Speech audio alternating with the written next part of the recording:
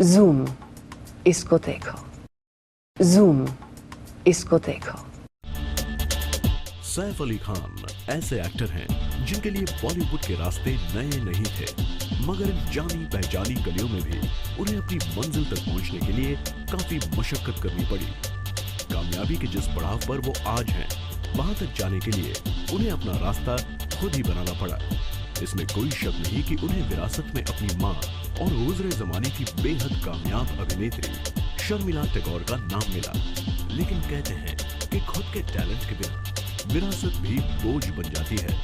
जो वो सोच के आया था कि मैं ये करूँगा, ये हूँ, इन लोगों से उसका कनेक्शन था, मतलब हिज फादर और his mother, that didn't work for him in front of the camera, he had to perform. इस बात को सैफ अच्छी तरह समझते थे। उन्हें यह भी एहसास था कि बॉलीवुड में उनके काम पर हमेशा क्रिटिक्स की नजर रहेगी, क्योंकि लोग उनसे भी उसी लेवल की अदाकारी की उम्मीद करेंगे जिस मकाम को कभी उनकी मां ने छुआ था। मगर इन अपेक्षाओं ने सैफ का हौसला कम नहीं किया, बल्कि उनके दिल में ज्यादा से ज्यादा मेहनत करने का जज्बा पैदा कर दिया। उनकी शुरुआती फिल्में भले ही ज्यादा सफल नहीं रही, लेकिन उन्होंने ये तो जता ही दिया कि एक्टिंग का हुनर उनकी रगों में शामिल है। इस बात की मिसाल है 1997 में आई उनकी फिल्म हमेशा। इस फिल्म का डायरेक्शन संजय गुप्ता ने किया था। पुनर्जन्म की कहानी पर बेस्ड इस फिल्म में सैफ ने जोड़ी जमाई काजोल के साथ। दिलचस्प बात यह है कि फिल्म में दोनों एक्टर्स ने डबल रोल्स निभाए थे। राजा और राजू के किरदार में सैफ ने इस बात को साबित कर दिया कि वो बॉलीवुड में लंबी पारी खेलने आए हैं। इस दौरान उन्होंने कुछ ऐसी फिल्मों में भी काम किया जिनमें उनके किरदारों की लंबाई ज्यादा नहीं थी, लेकिन सैफ ने इन फिल्मों में भी पूरी शिद्दत से काम किया और इन्हें बना लिया आगे बढ़ने का जरिया। उड़ान में उनकी हीरोइन बनी मधु और रेखा ने इस फिल्म में निभाई थी एक खास भूमिका। कभी नरम, कभी गर्म, कुछ यही मिजाज रहा सैफ के करियर का।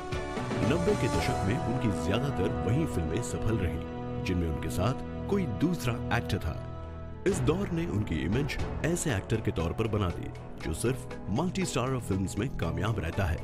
शायद यही वजह है कि सैफ को फिल्में तो मिली, लेकिन उनमें ज्यादातर मल्टी स्टारर्स ही रही। मल्टी स्टारर फिल्मों में सैफ ने कई एक्टर्स के साथ स्क्रीन स्पेस शेयर किया, लेकिन उनकी असली जोड़ी जमी बॉलीवुड के खिलाड़ी अक्षय कुमार के साथ। अक्षय और सैफ की इनिशियल जोड़ी बहुत कामयाब रही। मैं खिलाड़ी तो अनाड़ी जैसे फिल्मों में उन्होंने काम किया था और वो फिल्में कामयाब भी रही, लेकिन वो मेरा ऐसा मानना है कि वो फिल्में सैफ की करियर की जैसे मानो ट्रेनिंग ग्राउंड थी। वो फिर भी उस फिल्म में एज अ सेकंड लीड था and he deserves much more than that. वो उससे कई ज़्यादा डिजर्व करते थे। वैसे भी अक्षय ऐसे एक्टर हैं जिन्होंने बॉलीवुड में अपना करियर सैफ अली खान से सिर्फ साल भर पहले शुरू किया था, मगर फिल्मों में इन दोनों की केमिस्ट्री लाजवाब रही। इस जोड़ी को दर्शकों ने भी खूब पसंद किया। फिल्मी पैतरा क्या मतलब? बाजार से कोई भी रोल खरीद के नहीं दे दो, जब तक वो लोग डेवलप करेंगे, प्रिंट करेंगे, हम लोग बसंती को लेकर वापस आ जाएंगे। ऐसे कैसे? हमें अपने दुश्मनों को इतना बेवकूफ और कमजोर नहीं समझना चाहिए। हम रोल लेके जाएंगे जरूर, लेकिन मेरे तरीके से। अक्षय फिल्म में अपने एक्शन का दम दिखाते थे तो सैफ लगाते थे कॉमेडी का तड़का। फिल्म हो या हकीकत, जब लड़कियों को बचाना होता है तो हीरो ही आता है। दोनों की ये जुगलबंदी कामयाबी का फॉर्मूला बन गई थी, लिहाजा फिल्म मेकर्स ने भी इन दोनों को कई दफा पर्दे पर एक साथ पेश किया। 1998 में अक्षय के साथ उनकी चौथी फिल्म आई कीमत, दे आर बैक। इस जोड़ी की पिछली 3 फिल्में बॉक्स ऑफिस पर हिट रही थी, इसलिए इस फिल्म के टाइटल में जोड़ा गया दे आर बैक। कीमत में अक्षय का साथ जहां रवीना टंडन ने दिया था, वहीं सैफ के साथ नजर आई खूबसूरत सोनाली बेंद्रे। अक्षय और सैफ की जोड़ी को एक साथ लाने का फॉर्मूला इस बार भी कारगर साबित हुआ। कीमत से दर्शकों के टिकट की कीमत भी वसूल हो गई। वहीं सैफ के करियर को भी इस फिल्म ने पुख्ता जमीन दी।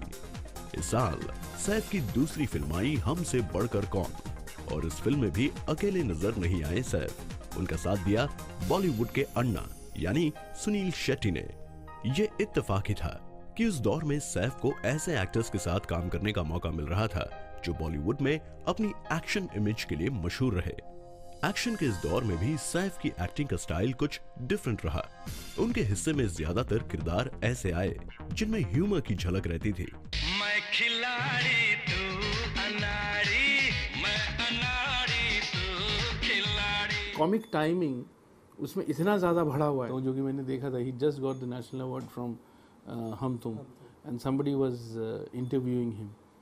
तो किसी ने उनको पूछा कि do you think your mother has to do something with this, she is the chairperson of the censor board. तो he said, are you mad, do you think so? You know, that's what he did. So he's such a genuine guy, he's such a loving guy. और ये अंदाज पहले उनकी पहचान बना, फिर